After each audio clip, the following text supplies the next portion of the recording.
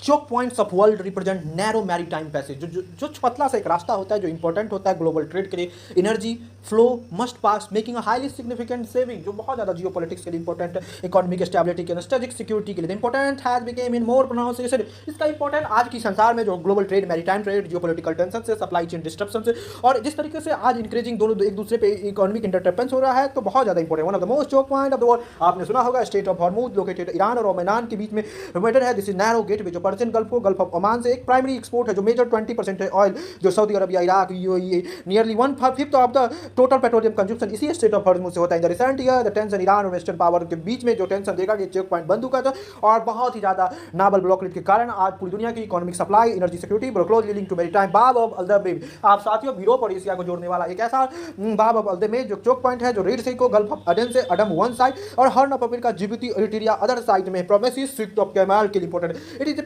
Proximity switch off canal जो Europe और Asia का एक ऐसा ट्रेड रूट है जो दोनों देश को सपोर्ट करता है। रिसेंट इंस्टेबिलिटी यमन, जिस तरीके से आज यमन के हौथी रिबल्स ने इस पर अटैक किया है बाब अल मंदे पे, ये बहुत बड़ा एक चैलेंज है। डिस्ट्रप्शन हेयर कैंटे पर अगर बाब अल मंदे पे कोई चैलेंज होता है, डिस्ट्रप्शन होता है केप ऑफ गुड हुड जाके, तो बहुत ही बड़ा longer trade, longer time, longer duration होगा स्विच कैनाल। इससे one of the choke point जो मेडिटेरियन सी को रेड सी से जोड़ता है। It provides shorted route Europe और एशिया को। ये 12% ग्लोबल ट्रेड को कवर करता है, जो 2021 में एक सीट से फंस जाने से एक बहुत ही बड़ा चैलेंज हुआ। In South Asia strait of Malacca हम बात करेंगे। Strait of Malacca out of one of the most strategically important sea link जो इंडोनेशिया, मलेशिया और सिंगापुर के बीच में जो मेन कॉरिडोर है, इंडियन और पैसिफिक स्टेट ओशियन को जोड़ने वाला, एक बहुत ही बड़ा इंपॉर्टेंट है। Large portion of global oil, East Asian American country, China, Japan, South Korea, ये सब इंपॉर्टेंट है। पायरेसी के लिए China dependence on the step का एक बहुत बड़ा चैलेंज। अनदर की choke point of Bosphorus strait, एक Dardanelles strait, this is strait critical long route, एक क्रिटिकल लॉन्ग रूट है जो मेडिटेरियन सी को स्टार मोटरस कंडक्शन के में दे आर इसेंशियल, एक ग्रेन के लिए, ऑयल के लिए इंपॉर्टेंट। स्टेट ऑफ जिब्राल्टर एक सिबिटर जो अटलांटिक ओशियन को